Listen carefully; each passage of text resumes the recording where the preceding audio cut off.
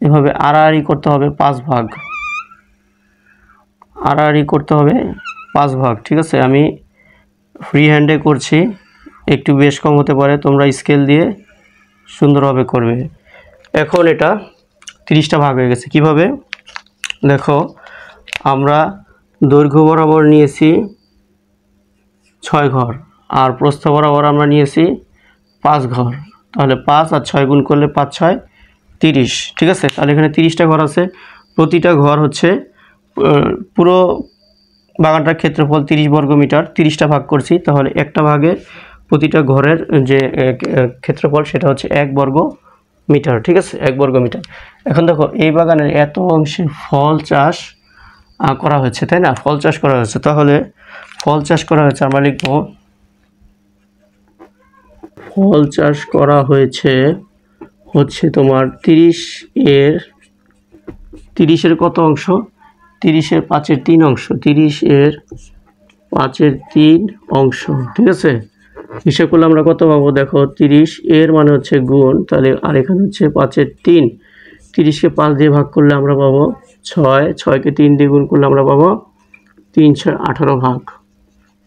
ঠিক আছে, 18 ভাগ আমরা পেলাম, তার মানে এখানে 18টা ঘর, 30টা ঘরের ভিতরে আমরা পেলাম 18 অংশ, 18 ভাগ, তাহলে এখানে 18টা ঘর হচ্ছে আমাদের ফল চাষ করা হয়েছে।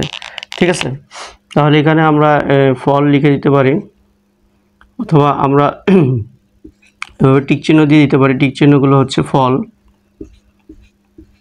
বা তোমরা এখানে লিখে নিবে। ঠিক আছে, তোমরা এই ঘরগুলোতে লিখে নিবে ফল। ঠিক আছে, আচ্ছা, আর ফুল চাষ করা হয়েছে কত? 30-এর কত অংশ? 30-এ 10-এর 1 অংশ, 10-এর 1, তাহলে আমরা কত পাচ্ছি? আমরা পাচ্ছি 30 গুণ 10-এর 1, 30কে যদি 10 দিয়ে ভাগ করি তাহলে পাবো 3, তাহলে আমরা পাচ্ছি 3 ভাগ, 3 ভাগ, তার মানে 3 ঘর, 3 ঘর। আমি এই ফুলেরটা আমরা দুইটা টিক দিয়ে বোঝালাম, ফুল চাষ করা হয়েছে যে ঘরগুলো সেগুলো আমি 2টা টিকা দিয়ে বোঝালাম। ঠিক আছে, আচ্ছা, এখন আমাদের প্রশ্ন হচ্ছে যে চাষ করা অংশের ক্ষেত্রফল নির্ণয় করো। ঠিক আছে, তাহলে আমরা লিখব যে ফল চাষ করা হয়েছে, ফল চাষ করা হয়েছে কয় ঘর? ফল চাষ করা হয়েছে 18 ঘর, এই যে 18 পেয়েছি আমরা, ফল চাষ করেছে 18 ঘর, তাহলে আমরা লিখব 18 ঘর। প্রতি ঘর হচ্ছে 1 বর্গ মিটার, তাহলে 18 ঘর হচ্ছে 18 বর্গ মিটার, 18 বর্গ মিটার। ফুল চাষ করা হয়েছে, ফুল চাষ করা হয়েছে কয় ঘর? ফুল চাষ করা হয়েছে 3 ঘর, 3 ঘর মানে হচ্ছে 3 বর্গ মিটার, 3 বর্গ মিটার। তাহলে টোটাল চাষ করা অংশের ক্ষেত্রফল এখন আমরা যদি বের করি, অতএব চাষ করা অংশের ক্ষেত্রফল আমাদের কি করতে হবে? 18 আর 3 যোগ করে দিতে হবে, 18 যোগ 3, তাহলে আমরা পাবো 21 বর্গ মিটার। এটা হচ্ছে আমাদের অ্যান্সার, চাষ করা অংশের ক্ষেত্রফল। তো এখন আমি 3 নম্বর অঙ্কটা করব। 3 নম্বর অঙ্কটা করব, তো এখানে বলা হচ্ছে মকবুল সাহেব তার সম্পত্তির 5-এর 1 অংশ তার সম্পত্তির 5-এর 1 অংশ নিজের জন্য রাখলেন এবং অবশিষ্ট অংশ তার 2 সন্তানের মধ্যে সমানভাবে ভাগ করে দিলেন। তো ক নম্বর প্রশ্নটা হচ্ছে প্রত্যেক সন্তান কত সম্পত্তির অংশ পেল? খ হচ্ছে মকবুল সাহেবের নিজের অংশের মূল্য 2 লক্ষ টাকা হলে প্রত্যেক সন্তান কত টাকার সম্পত্তি পেল।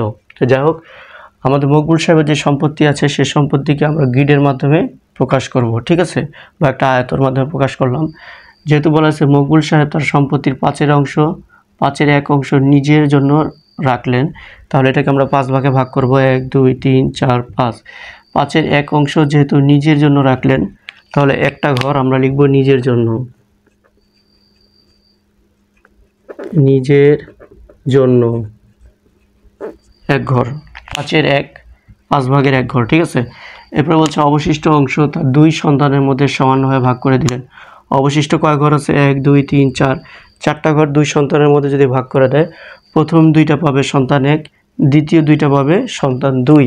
তাহলে আমরা লিখব প্রথম ঘর 2টা সন্তান 1, সন্তান 1, আর এর পরেরটা হবে সন্তান 1, তারপরে 2টা হবে সন্তান 2, এর পরেরটা হবে সন্তান 2, যেহেতু সমানভাবে ভাগ করে দিলেন। আচ্ছা, এখন প্রশ্ন হচ্ছে ক নম্বর, প্রত্যেক সন্তান কত সম্পত্তির অংশ পেল? ঠিক আছে, তাহলে আমরা লিখব অতএব প্রত্যেক সন্তান সম্পত্তির অংশ পেল কত হবে? 5 ভাগের কয় ভাগ পেয়েছে? সন্তান 1 2 ভাগ পেয়েছে, সন্তান 2ও 2 ভাগ পেয়েছে। কত ভাগের? 1 2 3 4 5, 5 ভাগের 2 ভাগ। তাহলে হবে কি 5 ভাগের 2 ভাগ বা অংশ। এটা একটা অ্যান্সার ক নম্বরের। এখানে তোমরা দিয়ে নেবে ক। এরপরে খ নম্বরের অ্যান্সারটা করব। নিজের অংশের মূল্য 2 লক্ষ টাকা হলে প্রত্যেক সন্তান কত টাকার সম্পত্তি পেল? তার নিজের অংশের মূল্য হচ্ছে 2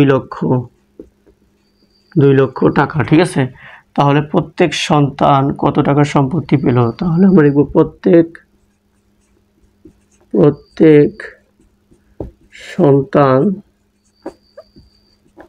সন্তান পেল সম্পত্তি পেল কত টাকার? একটা সন্তান 2 ঘর করে পেয়েছে, প্রতিটা ঘর হচ্ছে 2 লক্ষ, প্রতিটা ঘর হচ্ছে 2 লক্ষ।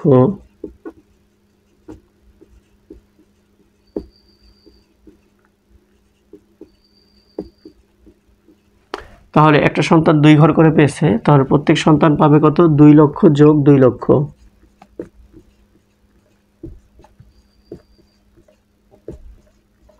2 লক্ষ 2 লক্ষ যোগ করলে আমরা পাবো 4 লক্ষ টাকা। এটা হচ্ছে খ এর অ্যান্সার। ঠিক আছে, তাহলে প্রত্যেক সন্তান সম্পত্তি পেল 2 লাখ মোট 4 লক্ষ টাকা। তো এখন আমি 4 নম্বর অঙ্কটা করব। এখানে বলা হচ্ছে তোমার বাড়ি বা বাসা থেকে তোমার শিক্ষা প্রতিষ্ঠানে যাওয়ার বিগত 5 দিনের সময় রেকর্ড করো, তারপর গড়ে তোমার একদিনের গতিবেগ ঘন্টায় নির্ণয় করো। ঠিক আছে, সমাধানে চলে যাই। তো অঙ্কটা আমি এভাবে সমাধান করেছি, বাকি কিছুটা বাকি আছে, সেটা আমি তোমাদের পরে বোঝাচ্ছি। তো প্রথমে আমরা লিখব যে বাসা থেকে বিদ্যালয়ে যাওয়ার বিগত 5 দিনের সময় আমরা ধরে নিচ্ছি যে 28 মিনিট, 30 মিনিট, 35 মিনিট, 31 মিনিট এবং 26 মিনিট। 5 দিনে মোটামুটি প্রতিদিন 5 দিনের যে রেকর্ড, প্রথম দিন 28 দিন রেকর্ড করেছি, এরপরে 30 দিন, এরপরে 35, এরপরে 31, এরপরে হচ্ছে 26 দিন 26 মিনিট রেকর্ড করেছি। তো টোটাল হচ্ছে আমাদের 5 দিনে 150 মিনিট। ঠিক আছে, তখন যদি আমরা গড় নির্ণয় করতে চাই, তাহলে আমরা লিখব গড় সমান টোটাল 150কে আমরা 5 দিন দিয়ে ভাগ করব, তাহলে আমরা একদিনের বা গড় হিসাবটা পাবো। তাহলে 150কে 5 দিয়ে ভাগ করলে আমরা পাবো 30 মিনিট। তাহলে গড়ে আমাদের হচ্ছে প্রতিদিন 30 মিনিট। ঠিক আছে, এখন মিনিটটাকে আমাদের ঘন্টায় নিয়ে যেতে গেলে কি করতে হবে? 30কে আমরা 60 দিয়ে ভাগ করে দিব। 60 দিয়ে ভাগ করলে কি হবে? আমরা উপরে 30কে 30 দিয়ে ভাগ করলে 1, আর নিচে 60কে 30 দিয়ে ভাগ করলে 2। তাহলে আমরা পাবো নিচে 2 উপরে 1, মানে 2 এর 1 ঘন্টা। ঠিক আছে, এখন আর আমরা এটা পেলাম হচ্ছে যে গড় আমাদের প্রতিদিন কত ঘন্টা লাগে বাসা থেকে স্কুলে যেতে। আর বাসা থেকে স্কুলের দূরত্বটা কত সেটা আমরা ধরে নিয়েছি, বাসা থেকে বিদ্যালয়ের দূরত্ব 2 কিলোমিটার। ঠিক আছে, ধরে নিয়েছি। এখন আমাদের কাছে আছে, সময় আছে এবং আমাদের কাছে দূরত্ব আছে, তাহলে আমরা সহজে গতিবেগ বের করতে পারবো। কারণ গতিবেগের যে সূত্র সেটা হচ্ছে দূরত্ব আর সময়। দূরত্ব আমরা 2 কিলোমিটার ধরেছি, আর সময় আমরা বের করেছি আধা ঘন্টা। ঠিক আছে, গড় সময় আমরা বের করেছি আধা ঘন্টা। 2 কিলোমিটারকে আধা ঘন্টা দিয়ে যদি ভাগ দিই, 2কে আধা ঘন্টা দিয়ে ভাগ দেওয়া মানে হচ্ছে এই ভাগটাকে যদি গুণ করি, 2 চলে যাবে উপরে, একটা নিচে, 2 গুণ করলে হচ্ছে 4, তাহলে 4 কিলোমিটার প্রতি ঘন্টা। ঠিক আছে, এখন এটাকে আমরা গ্রিডে প্রকাশ করব, 4 কিলোমিটারটাকে, 4 কিলোমিটার প্রতি ঘন্টাটাকে। এই জন্য এইভাবে আমরা একটা গ্রিড নিব বা একটা আয়ত নিব। ঠিক আছে, যেহেতু 4 কিলোমিটার, তাহলে আমরা কি করব? 4টা ভাগ করব। তো গ্রিডটাকে আমরা 4 ভাগে ভাগ করে নিলাম, প্রতিটা ভাগ হবে 1 কিলোমিটার, প্রতিটা ভাগ হবে 1 কিলোমিটার, মিটার 1 কিলোমিটার, ঠিক আছে, প্রতি ভাগ হচ্ছে 1 কিলোমিটার। তো যাই হোক 4 কিলোমিটারের জন্য 4টা ভাগ 4 কিলোমিটার, ঠিক আছে। তাহলে এখান থেকে যদি আমরা যাত্রা শুরু করি, এখানে হচ্ছে আমাদের সময় 0, এখানে সময় হচ্ছে 0, যেহেতু প্রতি ঘন্টা, তাহলে এখানে এসে হবে আমাদের 1 ঘন্টা, এখানে এসে হবে আমাদের 1 ঘন্টা, ঠিক আছে। এখানে এসে হবে আমাদের 1 ঘন্টা, এখানে হবে 0, যেখান থেকে যাত্রা শুরু করব এখানে হবে 0 মিনিট।